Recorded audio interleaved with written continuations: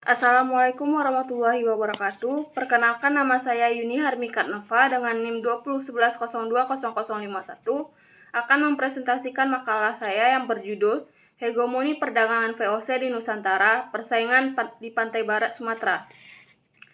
Latar belakang geografis. Invasi Belanda ke pantai barat Sumatera dilaksanakan oleh Koninklijke Nederland Indisch Leger di bawah pimpinan Jan Jacob Rops dan Andreas Victor Michel pada tahun 1831. Invasi disebabkan terjadinya masalah antara Belanda dan Aceh. Belanda berada di situasi sulit akibat Perjanjian London tahun 1824. Perjanjian tersebut menjamin kemerdekaan Aceh dan mewajibkan Belanda untuk menjamin keamanan pelayaran dan perdagangan darat di dalam dan di sekitar Aceh. Di sisi lain, perdagangan Belanda terganggu dan Aceh tetap tak terhukum atas perompakan yang sudah lama berlangsung di situ. Padahal dalam perjanjian tersebut, pemerintah Belanda akan menjaga hubungan dengan Aceh mengenai peraturan antar negeri serta menjamin pelayaran dan perdagangan tanpa kehilangan kemerdekaannya. Meski jaminan itu hanya tercapai bila Belanda punya pengaruh di sana. Pada 7 Februari 1831, kapal Friendship milik Amerika Serikat dirompak di Kuala Bati oleh orang-orang Aceh. Tak lama setelahnya, schooner Dolphin milik Belanda juga dibajak.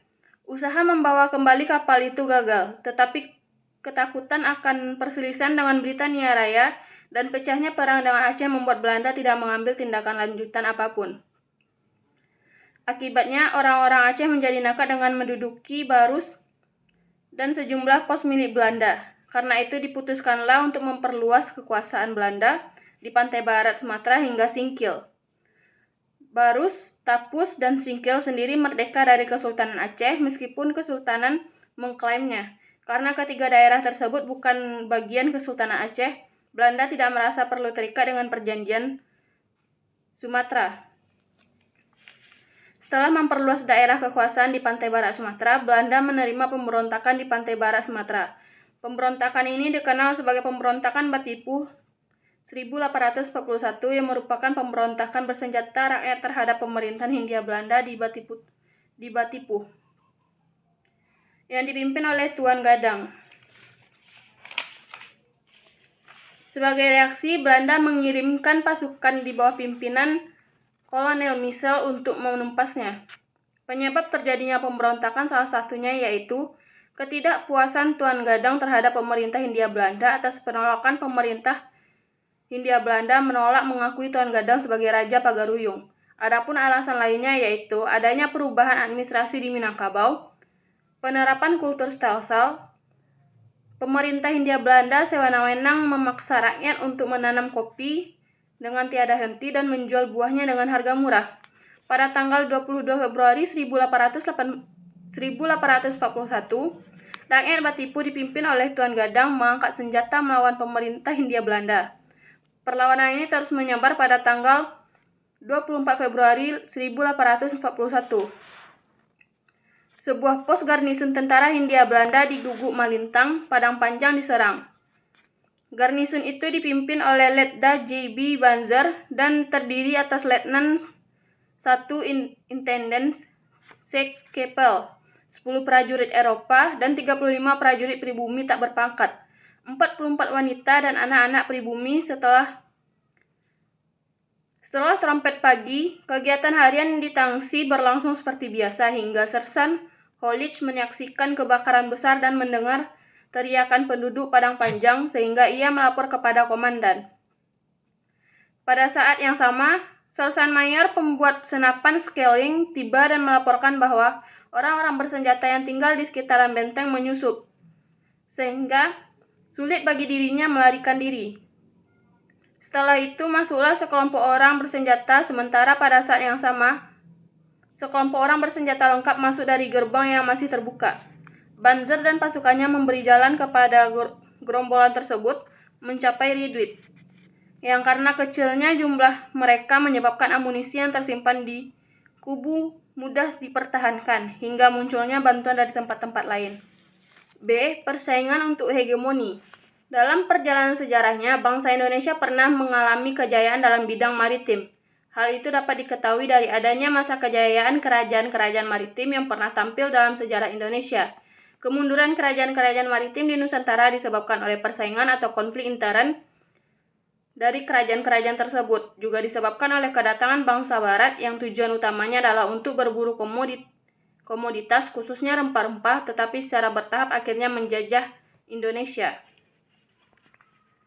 VOC berhasil memaksakan monopoli perdagangan, sedangkan setelah VOC gulung tikar, pemerintah Belanda menggantikannya dan menjajah Nusantara dengan pemerintah Hindia Belanda.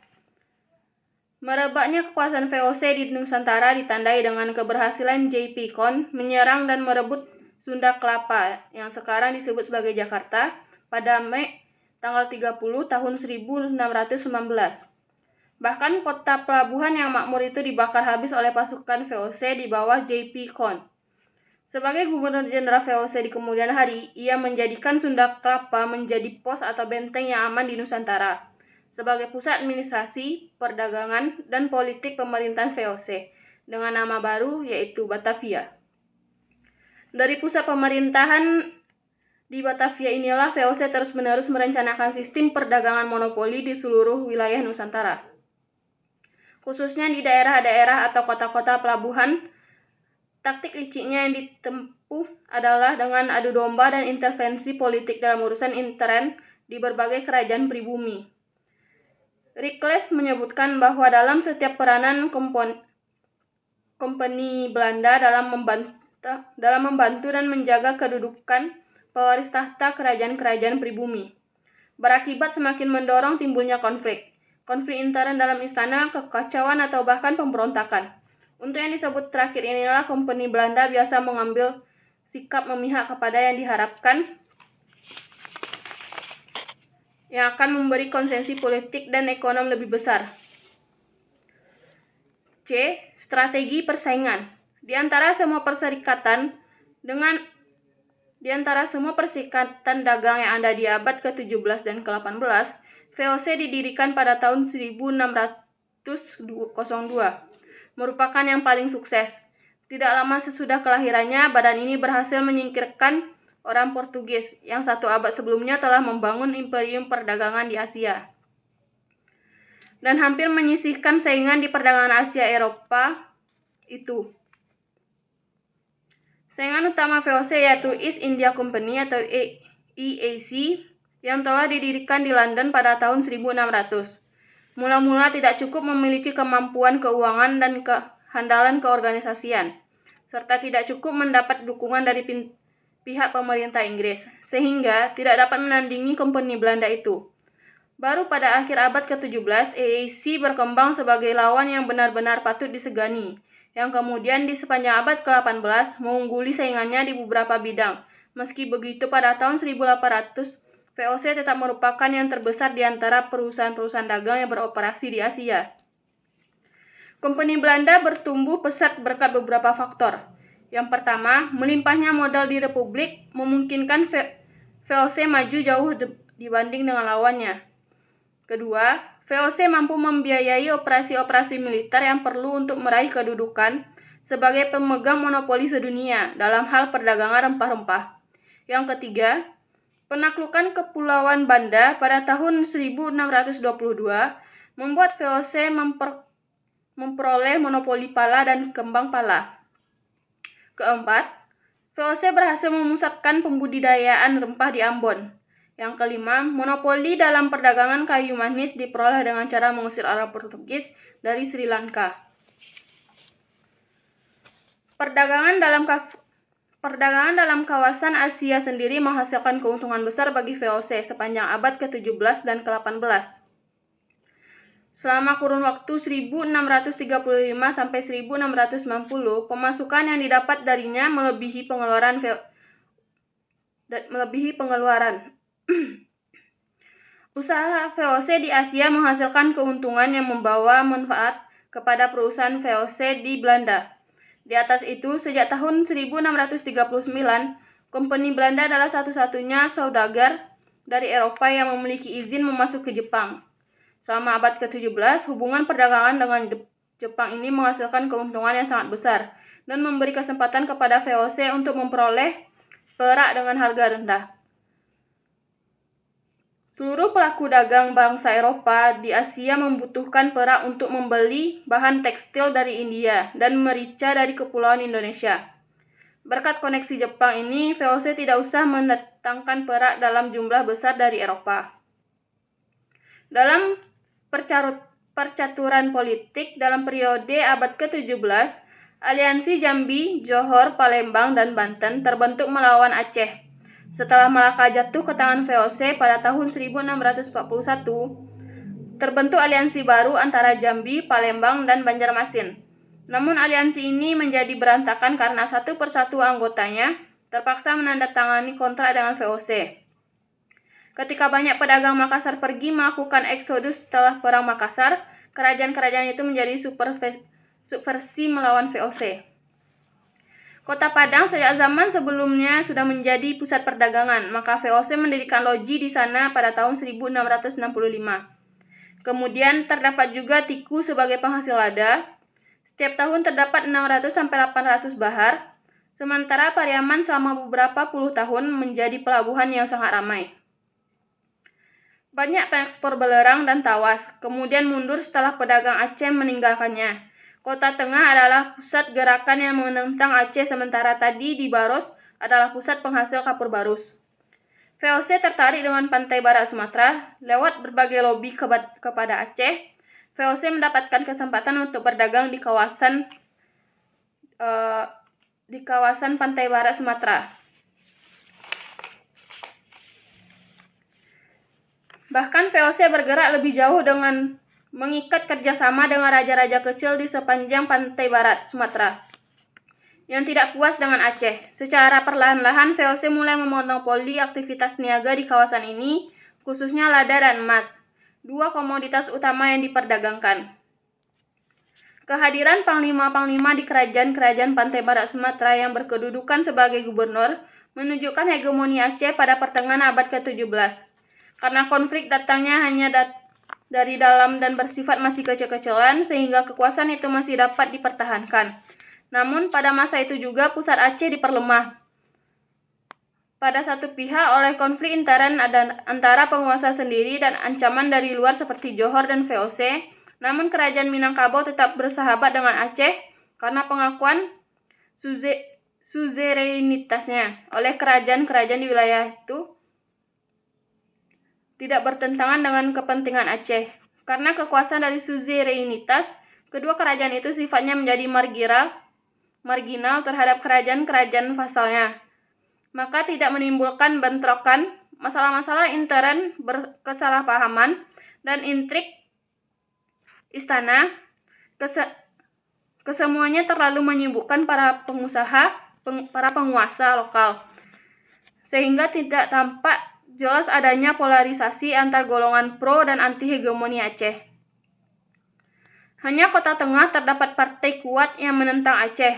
Perkawinan antar etnis dan pengaruh religius dari Aceh melunakkan antagonisme. Pada umumnya, kepentingan perdagangan memegang peranan yang penting. Selanjutnya, poin D, dinamika pantai barat.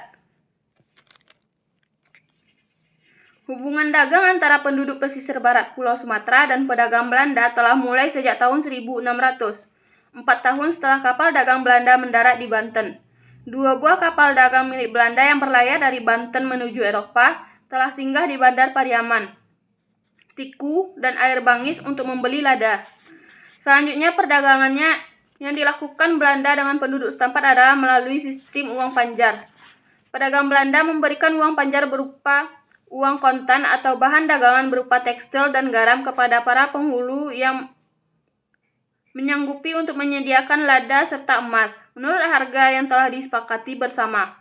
Pedagang Belanda membuat perjanjian dengan raja negeri atau penghulu setempat mengenai jenis barang kebutuhan yang dijual oleh Belanda di pantai barat Sumatera. Di antaranya tekstil, garam, besi, baja, kawat tembaga, dan barang mewah.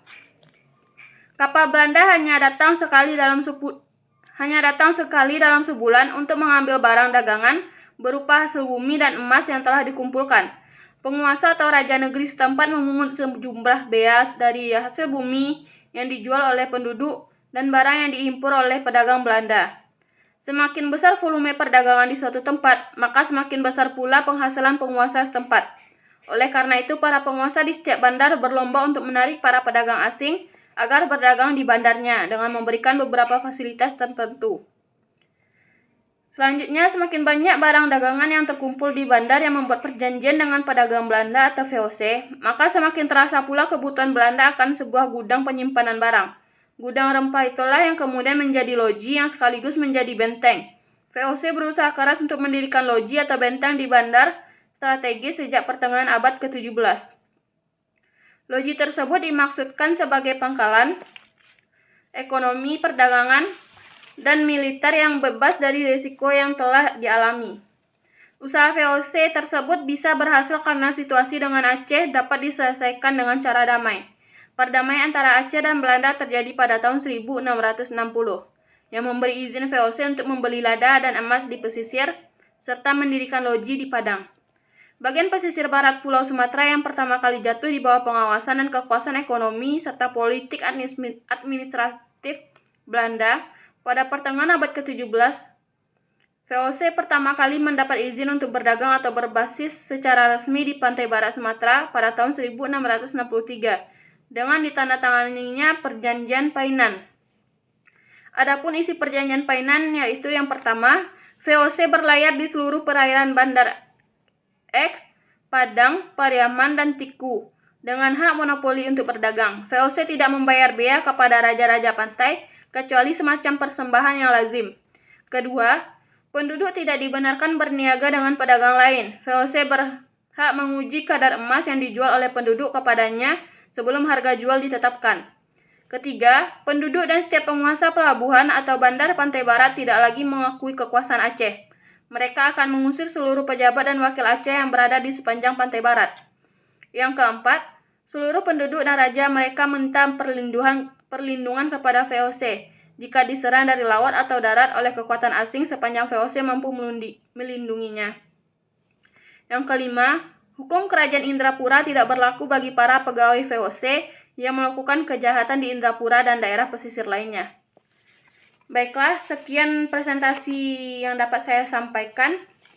Saya akhiri dengan wabillahi taufiq wal hidayah. Wassalamualaikum warahmatullahi wabarakatuh.